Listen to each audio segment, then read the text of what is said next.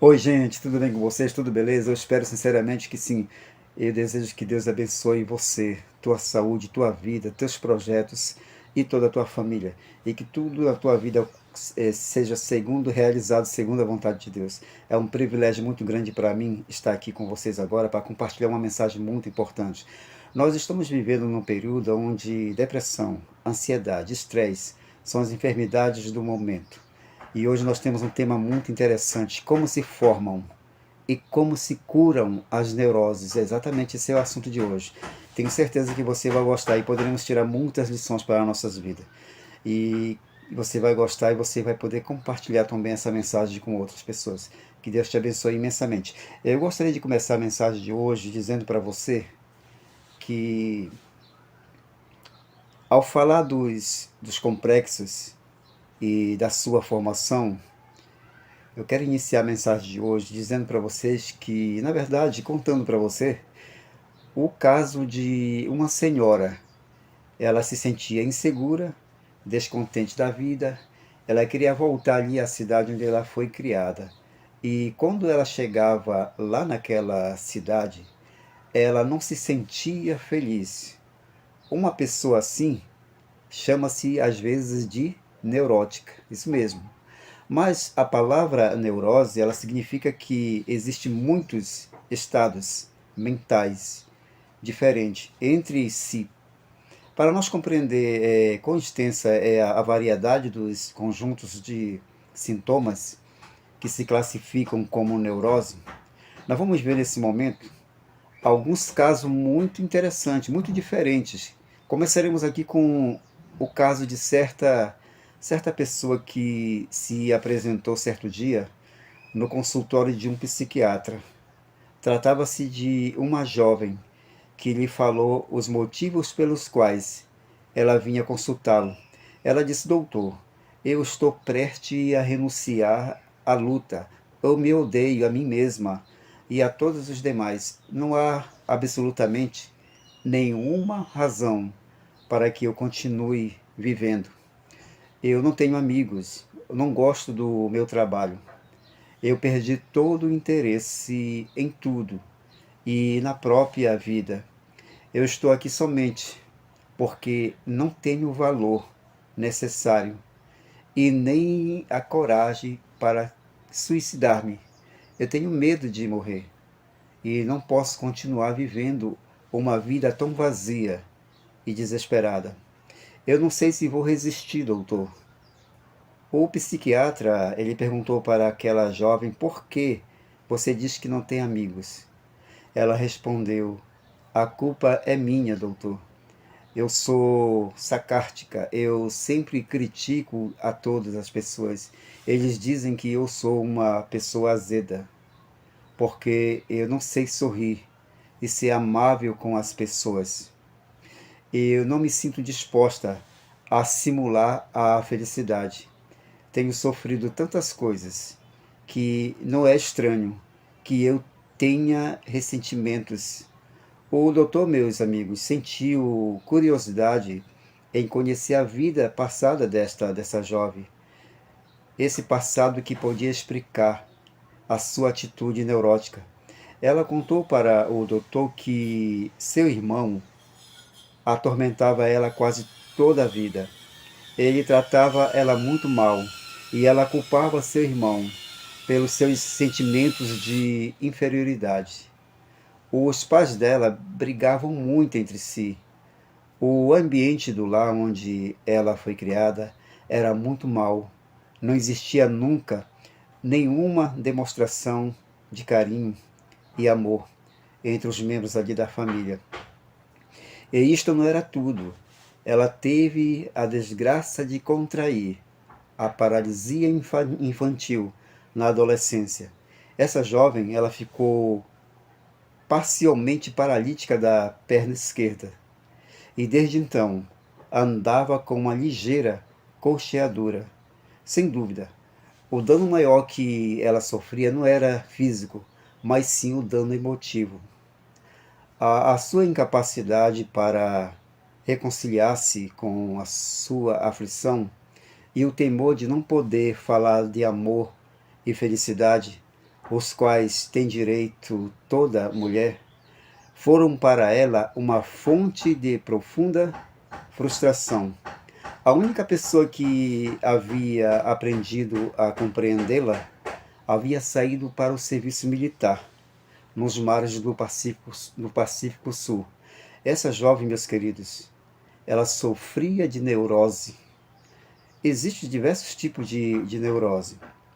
A maioria de nós tem conhecido casos de pessoas que estão sempre pensando em sua saúde, ou melhor, em suas enfermidades.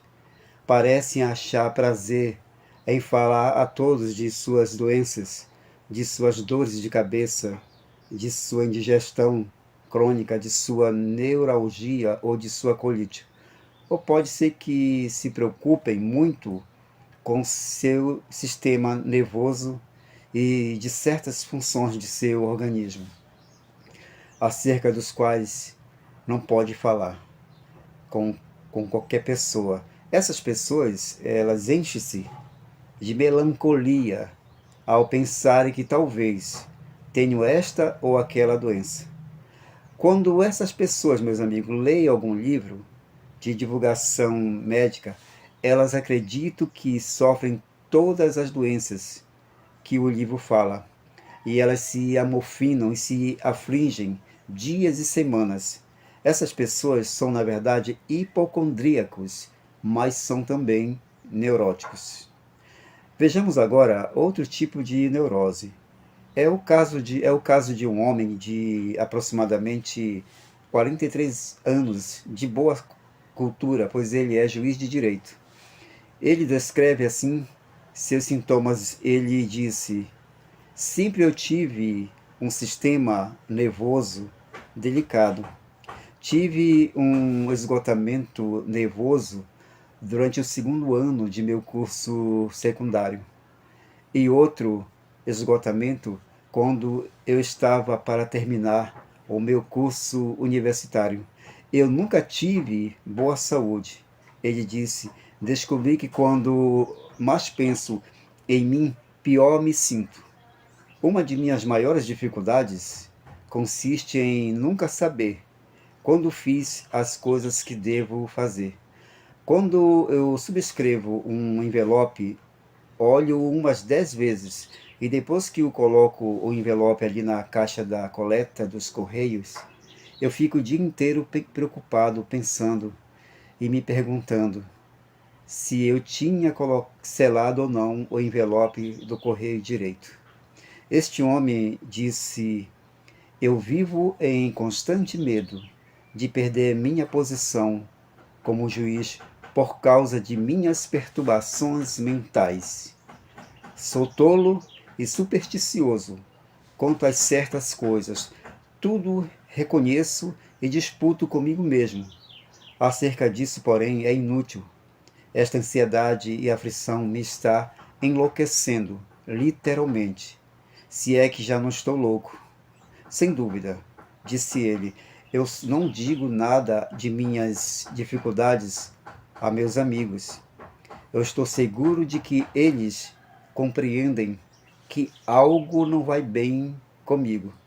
Sou um homem correto, temo a Deus, vivendo uma vida regular e íntegra, e não posso compreender por que me aflige todas essas coisas. Este homem, meus amigos, ele sofre de psicastenia, porém é classificado entre os neuróticos. Isso mesmo. Vejam só isso. Vamos ver agora que a cegueira histérica, ela é neurose. É o caso de um homem de 47 anos que ele se apresentou ali no consultório do psiquiatra, queixando-se de sentir-se sobressaltado e nervoso. O psiquiatra observou nele uma tendência para fechar os olhos, de modo que quase este homem não podia enxergar direito. Ele disse para o médico: meus olhos me molestam, não posso ler muito tempo seguido. Quando leio grandes relatórios em meu trabalho, Isso me afeta a garganta e a laringe. Os músculos dos meus olhos são afetados. Ele disse para o médico: algo deve estar errado com meus nervos ópticos, doutor. Naturalmente, o doutor recomendou-lhe consultar um bom oculista. O oculista não encontrou nenhuma dificuldade orgânica nos olhos do cliente e disse para ele que sua visão era normal e que seus sintomas não eram de necessidade de óculos. Este homem, ele contou para o psiquiatra, meus amigos, que era difícil para ele se adaptar ao novo chefe de sua seção. Este novo chefe, ele era um homem exigente, abrutalhado, ele não tinha simpatia. O começo do problema, ali nos seus olhos, coincidia com a data em que o novo chefe havia tomado posse ali na empresa. Sabendo que sempre atrás de cada sintoma neurótico existe um motivo, o definido, o psiquiatra descobriu que este homem, ele procurava justificar seu desejo de se afastar do novo chefe, que ele não gostava e nem podia tolerar. Quando ele estava perto deste novo chefe, a sua eficiência no trabalho diminuía muito e a situação de seus olhos piorava bastante. Quando o seu chefe estava ali perto dele, ele não tinha dificuldade no trabalho. Então, meus amigos, quando foi esclarecido a situação deste homem à luz da psicologia, de sua neurose, a administração ali da empresa transferiu este homem para uma outra seção da empresa, onde ele não estava sob as ordens do referido chefe. Seus sintomas desapareceram por completo. Mas existem casos em que as afecções dos olhos adquirem mais gravidade. Por exemplo, numa revista de psicologia, lá conta, por exemplo, o caso de como o capitão Martin ele ficou cego de choque durante a campanha da Etiópia, na Segunda Guerra Mundial. Ele havia passado 4 meses no hospital de veteranos, onde ele aprendeu a ler e escrever pelo alfabeto Braille durante 8 meses. Ele andou aparentemente incurável, até que mandaram ele a um especialista que descreve o caso e o tratamento que ele se submeteu. Este tratamento se baseava na sugestão, além de outros métodos diferentes da narcossíntese. O especialista descobriu que o efeito do choque havia consistido em contrair os músculos que controlam os olhos, de maneira que atraíram para trás os globos oculares. No hospital foi feito todo o possível para corrigir esta gravidade, mas foi em vão. Sob a sugestão e a contração dos músculos, se relaxou instantaneamente. Mas Martim, ele continuava cego. Então foi feita outra sugestão poderosa e, como resultado, Martim recuperou a visão. Nós vamos ver agora, meus amigos, um outro caso interessante de cegueira histérica. É o caso de uma senhora que perdeu a vista no momento culminante de uma briga com o seu esposo. Isso aconteceu quando o seu esposo lhe jogou no rosto uma xícara de café que estava tomando. Esta senhora ela foi examinada no hospital e não foi encontrado nenhuma lesão orgânica.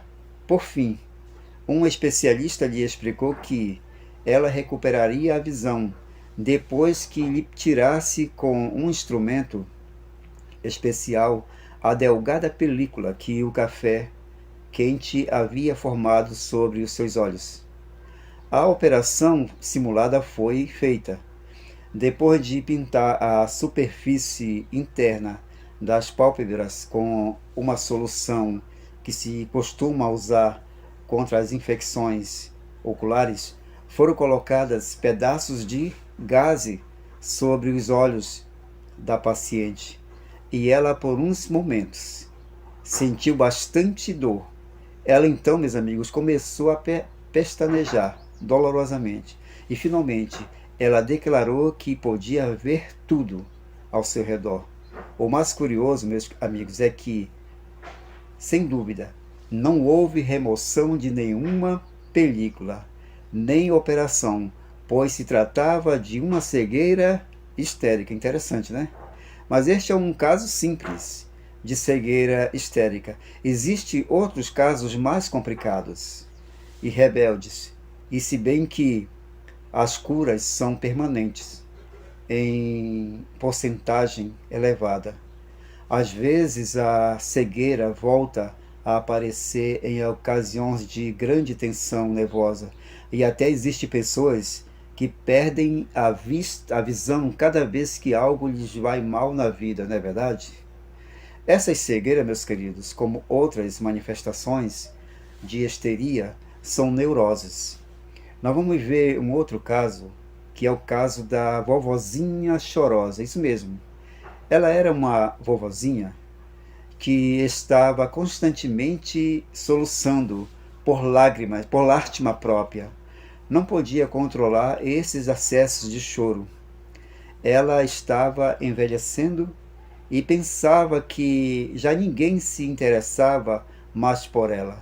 Assim, o seu inconsciente ordenava para ela chorar, para que ela conseguisse obter a atenção e o amor de sua família com as suas lágrimas.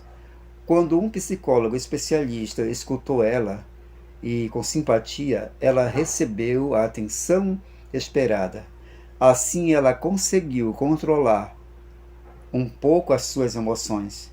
Ele ajudou ela a ver o que havia sucedido. E assim que ela ficou convencida de que a única maneira de ela obter amor de sua família consistia em abandonar seus métodos e substituir eles por outros métodos melhores e bons e compartilhar com outras pessoas, a vovozinha então se transformou noutra pessoa. Quer dizer que ela deixou de ser neurótica. Isso nos indica, meus amigos, que os neuróticos podem curar-se, uns com maior facilidade que outros, mas todas as neuroses são curáveis, afirma o Dr. Caprio. Sem dúvida, a regra seguida nos adverte que falar para um neurótico dizendo que ele deixe de tolices ou que se livre disso não faz mais do que piorar a situação do neurótico. As raízes de uma neurose, elas remontam, geralmente elas iniciam na infância. É muito possível que os pais, mesmo animados por boas intenções, tenham contribuído para a formação da neurose em seus filhos. Exatamente. Não ensinaram aos filhos a se adaptarem às situações da vida e às tendências a agir como neuróticos. Os acompanharão na vida adulta e os colocarão em situação desvantajosa, que é o que se considera normal e anormal em assuntos de conduta. Para determinar quem é neurótico e quem não é, suponhamos, por exemplo, que sintamos medo do trânsito, das ruas. Talvez nosso temor chegue ao ponto de fazer-nos muito cuidadosos e até nervosos quando cruzamos uma rua com muitos carros em movimento. Esta é uma reação normal. Nosso instinto de conservação nos ensina a nos cuidarmos. Por outra parte, suponhamos que a certa pessoa se tem inculcado a ideia de que os carros estão tentando atropelar ela, que alguma força malévola de origem desconhecida está procurando se vingar dela. Isto não é normal. As pessoas que têm ideias assim são as pessoas que necessitam de ajuda. Vamos ver como pode desenvolver-se a neurose. Quando o psiquiatra ele procura ajudar um paciente, ele tem que chegar aos mais profundos recônditos da mente e trazer à superfície consciente as lembranças de incidentes que fizeram impacto na natureza hipertensa e hipersensível. Estes incidentes provocaram alguma reação emotiva desagradável, ou pelo menos perturbadora, e por isso foram reprimidas, quer dizer, rechaçadas do campo consciente. A mente inconsciente, que é o nosso eu verdadeiro, íntimo, o nosso passado histórico, dali tem que ser desalojadas e reconhecidas, e logo se poderão ir eliminando os complexos que se formaram e se processando uma educação emotiva, mesmo das consequências, meus amigos, de um acidente de trânsito, em fase do qual houve uma reação normal, pode iniciar uma tendência neurótica. Se o tal incidente vai acompanhado de circunstâncias especiais e a pessoa se deixa impressionar por elas de forma anormal. A neurose é um hábito que se adquire e, portanto, é relativamente fácil de ser curada. Nós vamos ver agora o desenvolvimento de uma neurose.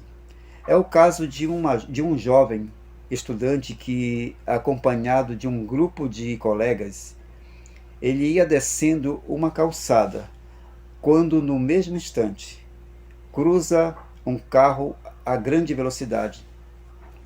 O barulho produzido pela freada do carro e o som da buzina provocaram tal reação no jovem que saltou para trás, para a calçada, possuído de grande pavor. O motorista dirigiu ao jovem todo tipo de insultos, e seus colegas ainda riram dele. Cheio de humilhação e enfurecido contra o motorista e também contra seus colegas e também o grupo de moças que também ali vinham e riram dele, o jovem deixou o lugar sem dizer uma palavra e se dirigiu a uma farmácia e pediu um calmante. Durante as aulas, suas respostas eram equivocadas, pois ele se sentia bastante preocupado quanto à resposta que ele deveria ter dado ao motorista e aos colegas para mostrar que ele era homem, e também às mulheres que riram dele.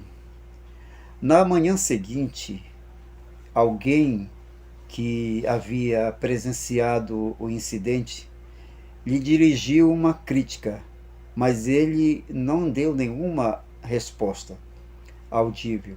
Depois disto, este jovem evitou encontrar-se com qualquer colega que imaginasse que soubesse do caso e passou a ir sozinho e atrasado para a escola. Algumas semanas mais tarde, ele notou que seu estômago não funcionava bem. Os medicamentos que lhe receitara o médico não surtiram efeito e este jovem consultou finalmente a um psicólogo para que lhe indicasse como vencer seu complexo de inferioridade.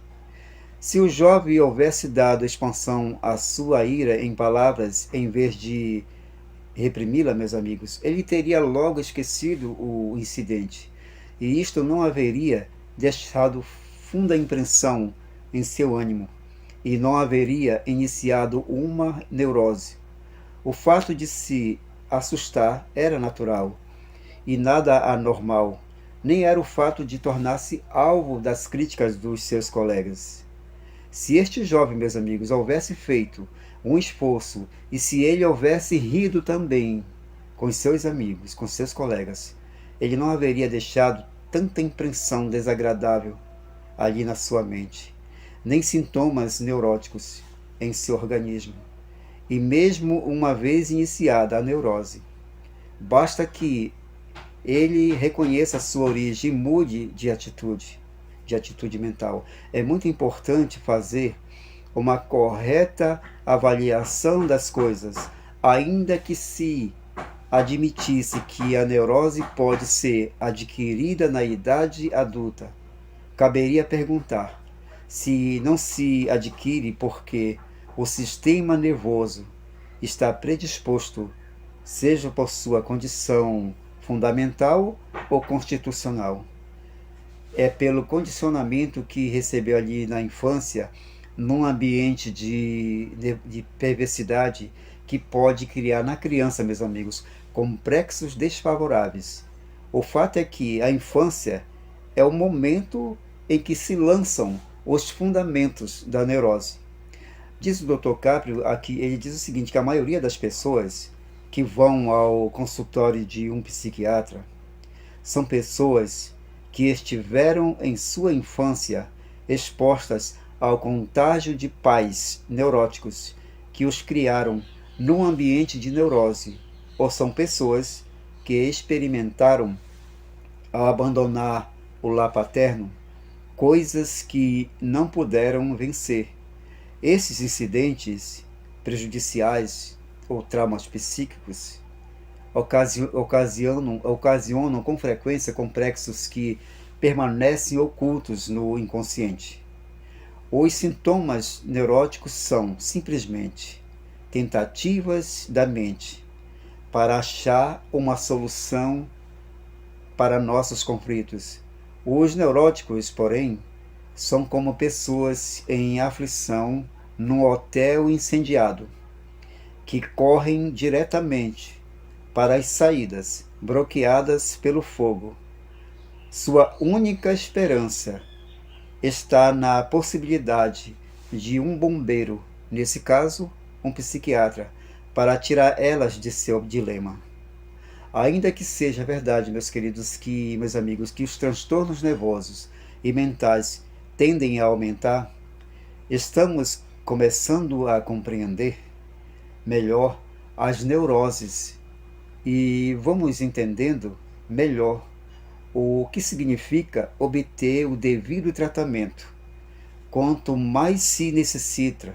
Outro psiquiatra ele diz que uma neurose é um transtorno nervoso funcional que se deve a distúrbios emotivos inconscientes.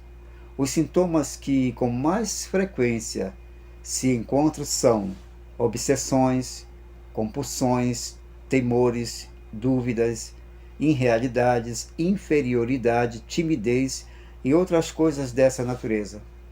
Não há ilusões e o paciente tem a percepção de como se sente. Ainda que as psicoses ou loucuras sejam também produzidas por transtornos inconscientes, parece que no louco, o inconsciente, meus amigos, venceu o consciente e passou a ser o condutor. A adaptação feita portanto, mais completa. Esta é a razão pela qual se torna difícil tratar e curar o demente, exceto durante as primeiras etapas de sua enfermidade. Com o transcurso do tempo, ele vive cada vez mais em um mundo imaginário, do qual procura isolar toda a transferência. Assim não é, porém, com o neurótico. Ele sabe que não deve sentir-se como se sente, e isto o aflige. Ele possui uma percepção completa. Em verdade, a maioria das dificuldades, meus amigos, relativas à mente, são de caráter neurótico. A análise mental é o melhor método para curar as neuroses. E todas podem ser, com certeza, podem ser curadas. A mente inconsciente se considera com o passado histórico de uma pessoa. No inconsciente estão armazenados todos os seus pensamentos e sentimentos e experiências, como também as reações que ocasionaram. Somos o que nós somos devido ao que temos sido desde o berço. De fato, o que se experimentou durante a infância, especialmente as experiências carregadas de emoção, são as mais importantes para a formação do caráter e a personalidade do adulto. O nosso passado, meus amigos, nos controla em grande medida como marionetes manejadas por fios invisíveis. Isso mesmo. Suponhamos, por exemplo, que em algum momento de nossa infância fomos expostos a uma impressão fortíssima, causada por uma cobra que se vinha arrastando para nós.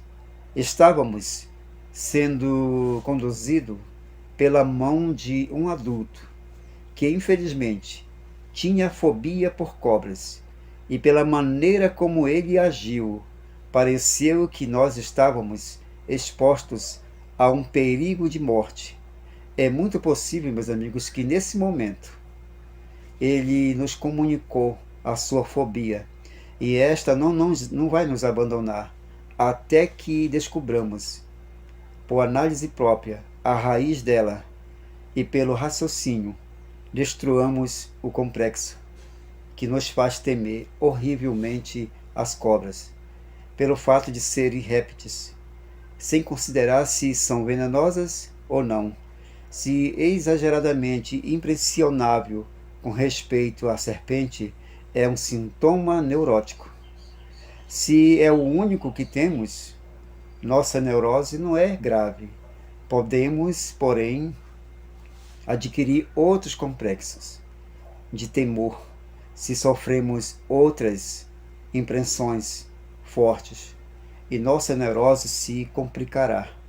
Mesmo antes da criança ter o que chamamos de consciência do que acontece ali ao seu redor, quer dizer, mesmo dos tempos dos quais não mantém lembranças, pode-se produzir nela traumas psíquicos, ou sejam, impressões prejudiciais capazes, meus amigos, de iniciar complexos que prejudicarão em sua vida posterior ou representarão perigos para a sociedade.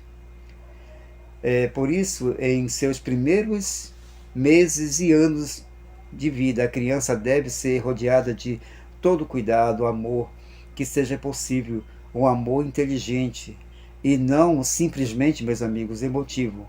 Amar a criança racionalmente não será dar tudo o que a sua imaginação peça, mas cuidar para que não a toque inutilmente o hábito esmorecedor do sofrimento e precavê-la gradualmente contra as frustrações, a fim de que se vá imunizando para as provas e aos conflitos da vida.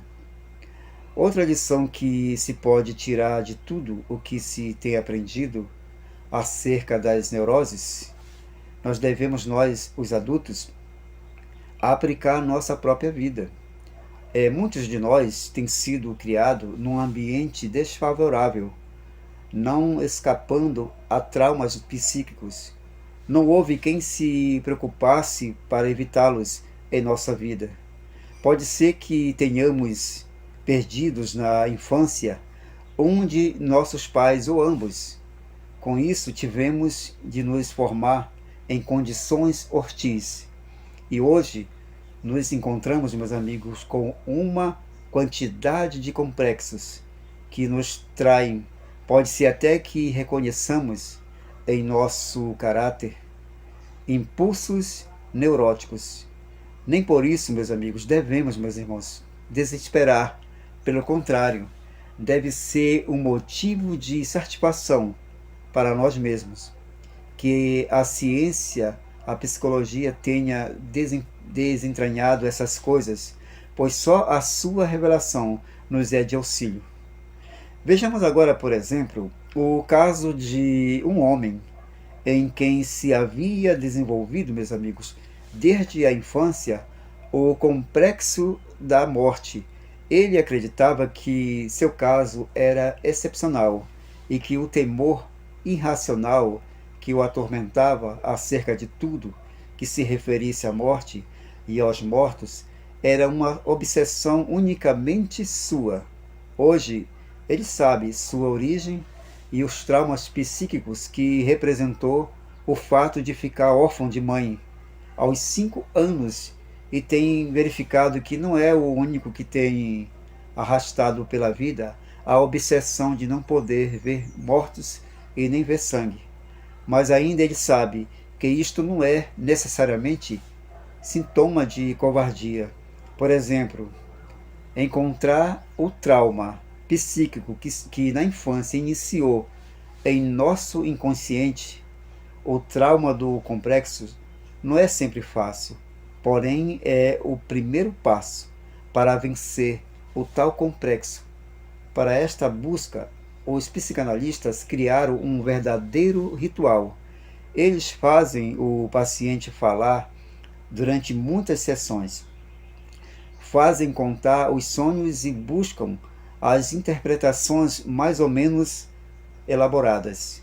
O tratamento é longo e dura meses e mesmo anos. Às vezes, não cremos, porém, que seja forçoso averiguar coisas que é impossível esclarecer, como, por exemplo, que impressões recebemos ao nascer.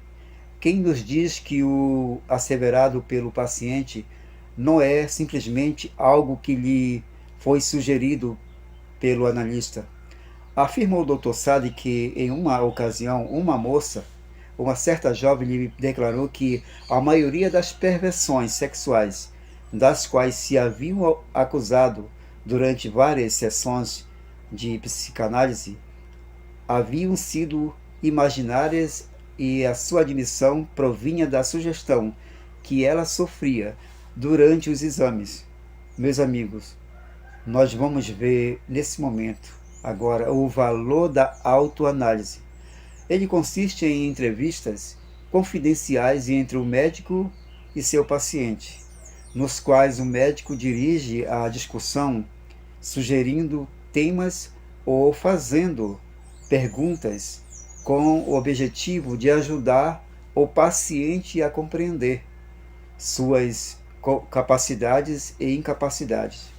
A autoanálise deve ser realizada com toda a franqueza. Isto é algo muito mais necessário que averiguar se alguém sofreu ao nascer um trauma psíquico, grave ou leve, ou atribuir a este ou a outro sonho um significado mais ou menos fantástico. O consolo que podem ter os neuróticos é que, precisamente como têm percepção de que lhes sucede, podem descobrir as causas de seu mal e analisá-las, conversar sobre as mesmas com outras pessoas e assim fazer a eliminação delas. Podem suprimir um complexo prejudicial e trocá-lo por outro benéfico.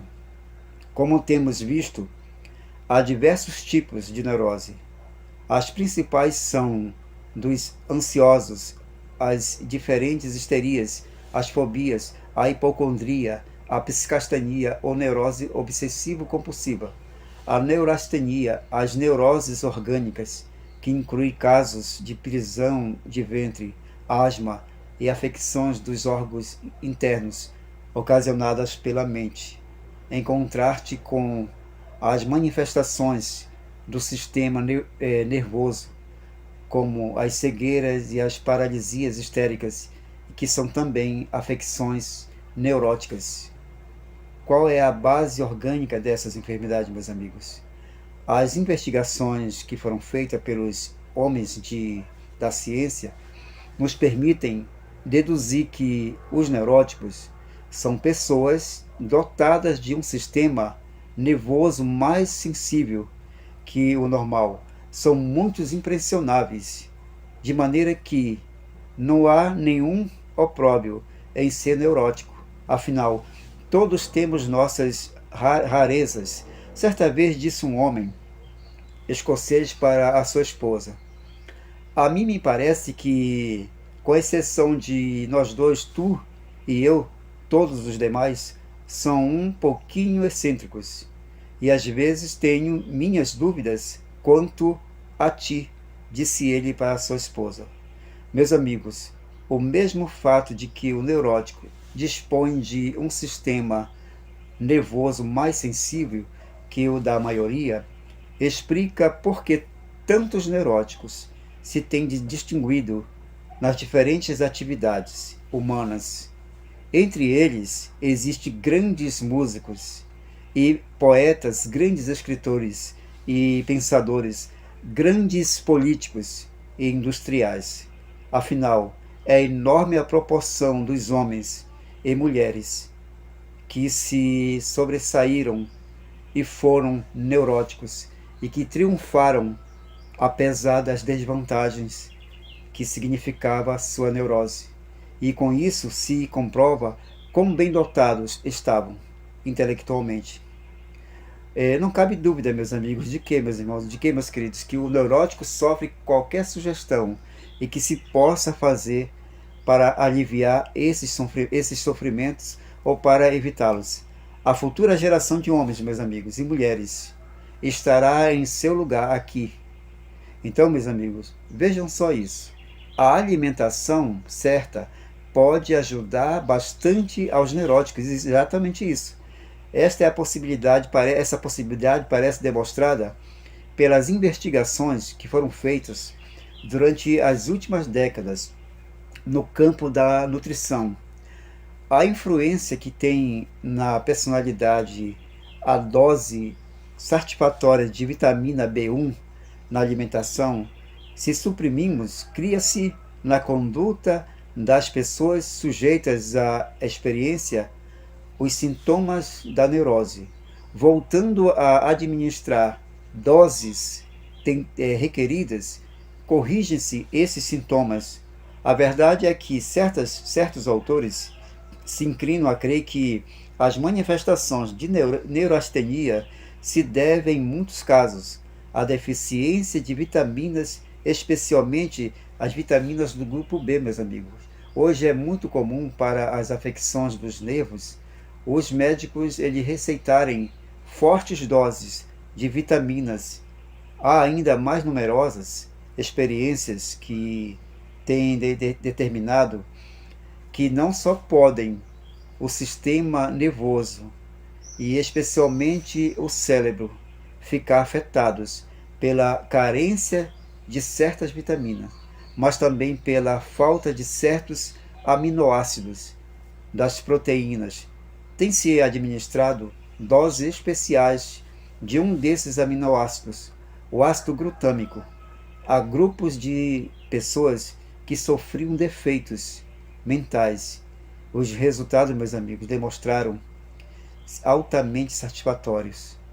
É prematuro proclamar conclusões, mas vale a pena assinalar a importância da alimentação completa. Quer dizer, com todos os minerais, as vitaminas e as proteínas que necessita o nosso organismo. Além das calorias, meus amigos, é muito importante nós descansarmos antes de se esgotar, isso mesmo. Um outro fator importante que se deve ter em conta no tratamento das neuroses, meus amigos, é nos sugerido pela teoria que emitiu o Pavlov quanto ao sono. Segundo Pavlov, o chamado sono natural, ou geral, não é em grande parte um sinal de fadiga estabelecida, mas um preventivo da exaustão da célula nervosa. O cérebro normal possui uma grande capacidade, meus amigos, para o trabalho. Os recursos do sistema nervoso não se esgotam de modo algum, facilmente. A natureza do cérebro faz com que progrida nele a inibição como se achasse realmente exausto. quando o certo é que está apenas próximo ao período em que vai chegar o seu esgotamento. É sempre possível, e claro, exceder esse limite. Dominar o sono quando nos acomete legitimamente, de fato, podemos lutar contra o sono durante 2 ou 3 dias, se bem que paguemos por ele alto preço, preço que encontra sua expressão em uma artificial superexcitação do cérebro, que perde então sua capacidade de inibição e sofre da chamada insônia. Apliquemos agora a teoria do neurótico, sendo que este tem menos reserva de energia em suas células nervosas que o ser normal. Se explica que sofre de insônia com muita facilidade. Ele sofre antes que os outros dessa condição de quase esgotamento que requer o sono como preventivo. Deve ser, portanto, muito sistemático procurar dormir antes que o indiquem as longas horas de trabalho. Devem trabalhar metodicamente várias horas e buscar o descanso, ou no sono, ou numa mudança de atividade. O tratamento, porém, do neurótico deve ser, sobretudo, mental. Deve conhecer primeiro os motivos que, em algum momento de sua vida, com mais probabilidade, em sua infância, iniciaram na conduta neurótica esses motivos e ter só que ser analisados com muito tato, recordando sempre que para eles são inconscientes, que para renunciá-los ele terá que fazer uma adaptação que pode ser difícil e até dolorosa, até que possa encontrar-se em situação de um cego que estava ganhando a vida como mendigo durante 40 anos e subitamente ele recupera a visão. Então, meus amigos, é muito interessante também o que tem que dizer acerca das neuroses. O Dr. Alfredo Adler, um dos grandes discípulos de Freud, que se separou logo dele por não poder aceitar todas as suas conclusões acerca do libido ou predomínio do instinto sexual sobre todo o ser desde a infância. O Dr. Adler via em todo neurótico uma pessoa afetada de um complexo de inferioridade, e às vezes o inconsciente impulsiona a fazer coisas muito estranhas a um ser humano para obter um sentimento de superioridade. Cita o grande psiquiatra, por exemplo, o caso de um menino que ele era na escola o mais preguiçoso, isso mesmo, da classe. O professor lhe perguntou um dia: João, por que você não se dedica mais aos estudos? E o menino respondeu: se eu sou o mais preguiçoso, o senhor professor me dedicará mais atenção. O senhor nunca dá atenção aos bons alunos. Meus queridos amigos, nós vamos ver nesse momento agora o aspecto moral. O aluno a que nós nos referimos agora havia determinado ser o alvo da atenção do professor, e isso ele conseguiu de maneira que observou ser o mais fácil não se dedicar aos estudos. E esse caso não é raro e único. Muitas são as crianças que se portam mal, porque assim receberão a atenção que desejam de seus pais e que não recebem de outra maneira. A criança prefere a indiferença absoluta. Se ela é boa, os pais manifestam indiferença com a criança. Assim, a criança prefere abandonar a boa conduta para ser má e assim receber a atenção desejada de seus pais. E além disso, meus amigos, com a sua má conduta, a criança vai adquirir, aos olhos de seus companheiros, o valor e a importância que de outra maneira ela não conseguiria. Meus amigos, tudo isso que estabelece os fundamentos das futuras neuroses se evitará se os adultos responsáveis pela educação da criança compreenderem as crianças e procurarem encontrar nelas características dignas de louvor e, reconhecendo-as, fizerem a criança se sentir importante. Então, meus amigos, em muitos sentidos, o neurótico age como criança problema, não tem alcançado a maturidade emotiva. O que ele necessita é reconhecer e ver-se como os demais o veem, e envergonhar-se dessas excentricidades com que inconscientemente busca chamar a atenção e trocá-las por ações e atitudes de ser verdadeiramente superior ao raciocinar, que não é indispensável o reconhecimento alheio para ser verdadeiramente grande, pois a grandeza se estriba em ser útil e não em ostentar títulos. Os neuróticos, explica o Dr. Saden, eles necessitam desenvolver uma verdadeira paixão, meus amigos, pela verdade, uma afeição dominante pelos fatos com respeito a si mesmo. Eles necessitam que se lhes ensine a praticar uma rígida honradez intelectual consigo mesmo, quando se lhes mostram os resultados de suas tendências a aludir à realidade. Sua vida emotiva deve regular-se e corrigir-se sua errada maneira de pensar, para que cheguem a cultivar assiduamente uma aguda compreensão da realidade. É muito importante, meus amigos, muito importante mesmo, a reeducação e a prevenção. Segundo o que diz o doutor, que o tratamento do neurótico é assunto de reeducação. Significa isso trocar os velhos hábitos prejudiciais por outros novos, de caráter construtivo. Isto vem a ser, para a pessoa mal adaptada, o que é a educação para a pessoa normal.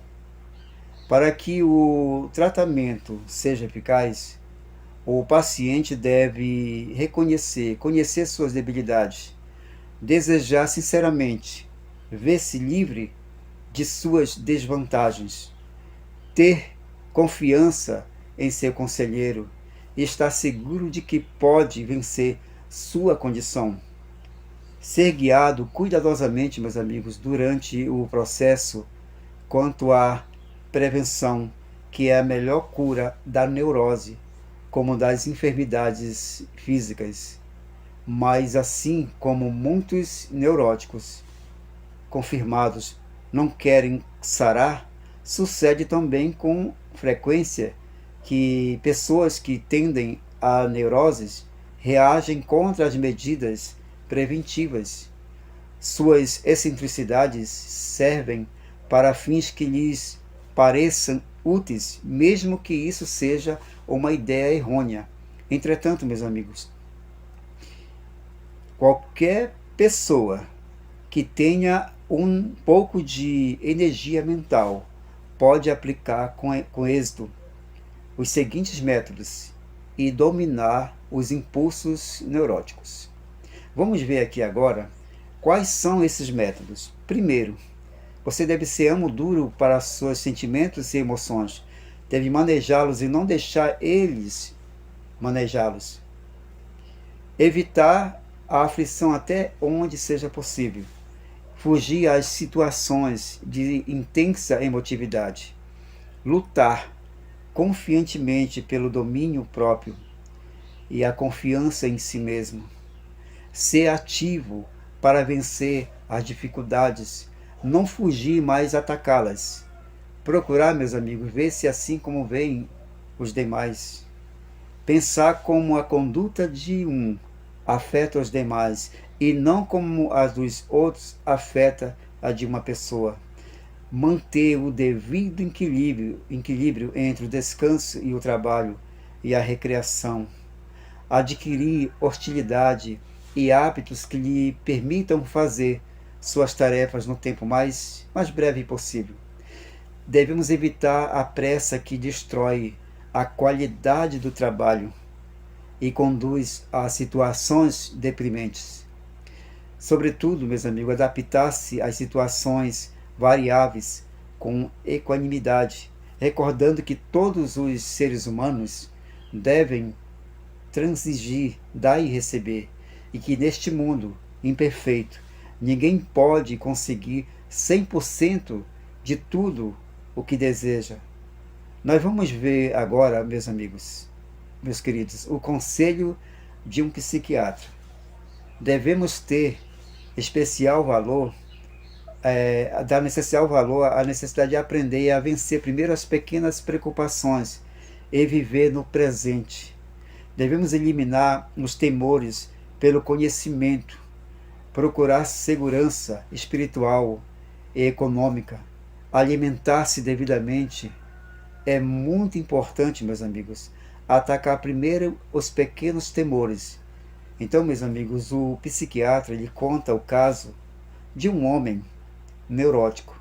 Esse homem, por muito que se esforçasse para combater seu temor à adversidade e às grandes aflições da vida, continuava sendo o mesmo indivíduo, tenso e assustadiço. Ele procurava aparentar indiferença em face de uma adversidade grave, porém tremia em seu interior quando alguém lhe pedia uma informação que ele não podia dar ou esquecia o nome de alguém. Para dominar os nervos, ele teve que aprender a não fazer caso dessas pequenas debilidades. Hoje ele é um homem tranquilo e contente. Se não pode responder a uma pergunta, já não se inquieta, admite que não sabe. Foi embaraçoso para ele no início, até que ele tentou várias vezes. Este homem, meus amigos, teve êxito e sucesso no caminho da recuperação. Então, meus queridos, tem também muito valor a tarefa de ordenar cada dia, pacientemente, a nossa maneira de pensar. Devemos tomar cada manhã a resolução, a decisão de dominar sempre a mente nos assuntos pequenos. Nós devemos decidir que ao nos levantar pela manhã, que este dia seja nosso dia e que nada desviará nossa mente de seu objetivo. Tomemos a decisão e a obrigação de falar bondosamente com aqueles com quem tratamos e devemos dominar rigorosamente qualquer tendência a ciúmes ou a qualquer outra mesquinhez. E no final do dia, meus amigos, pensemos no que foi agradável e bom e desviaremos a nossa mente do que foi desagradável e mal. Havendo dominado essas ansiedades e menores, passamos à segunda fase do tratamento. Temos que adquirir uma afeição que nos proveja horas de prazer, semana após semana, enquanto nos sentimos nervosos. Devemos nos dedicar a alguma atividade que nos seja agradável. Então, meus queridos amigos, devemos viver valentemente. Tenhamos em mente que nem tudo é comodidade e felicidade na vida. Não esperemos um paraíso na terra. Encaremos os fatos com franqueza. Devemos compreender que as dificuldades são inevitáveis. Devemos aceitar as dificuldades como um desafio e viver com êxito de acordo com as faculdades com que temos sido dotados. Então, meus amigos, você e eu temos em nós poderes que nós não temos aproveitado e que não temos usado como deveríamos usar. Devemos lembrar também que há fora de nós mesmos poderes os quais podemos recorrer, são poderes vitais e espirituais que não temos atraído a nós conscientemente, na medida em que poderíamos ter feito. porém, que podem nos ajudar a nos adaptar devidamente à vida. Então, meus amigos, o fator religioso, ele é muito importante. O poder que a oração põe à nossa disposição para viver uma vida altruísta e, portanto, feliz, é algo que necessitam os neuróticos, tanto como os seres normais. A importância disto está sendo reconhecida cada vez mais na prevenção das enfermidades mentais. E eu quero dizer para vocês que vivemos num período de depressão, ansiedade, estresse e muitas outras enfermidades mentais. E estamos vendo aqui, né, como se formam e como se curam as neuroses. Eu gostaria que você voltasse este vídeo de novo depois e você analisasse os assuntos um por um. É muito importante. Aqui temos ali a chave da felicidade e da saúde mental. Aqui temos lições maravilhosas que poderão nos ajudar, que poderá ajudar você a vencer qualquer dilema na sua vida. Aqui tem lições maravilhosas para te dar uma força, para ajudar aquela situação que está preocupando você aqui, aquela situação que parece impossível de resolver.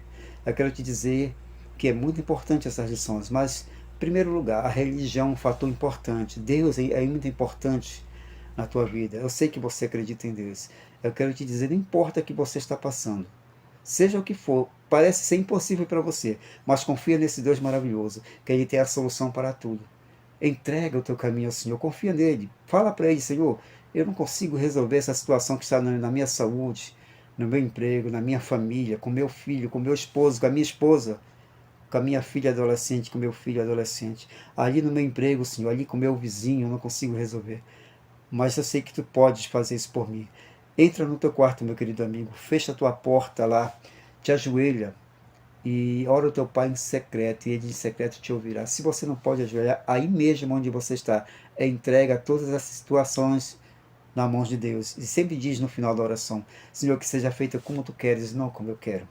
E eu tenho certeza que Deus te dará a resposta para tudo. Volta este vídeo, eu recomendo para você, e analisa ponto por ponto, que vale a pena. Você vai tirar muitas lições para a tua vida. Que Deus abençoe você, tua saúde, tua vida, todos os teus projetos, e que Deus abençoe a tua família grandemente, é o meu sincero desejo. Até o nosso próximo vídeo. Valeu, gente, um grande abraço, fiquem todos com Deus, valeu, amém, tchau, tchau, amém.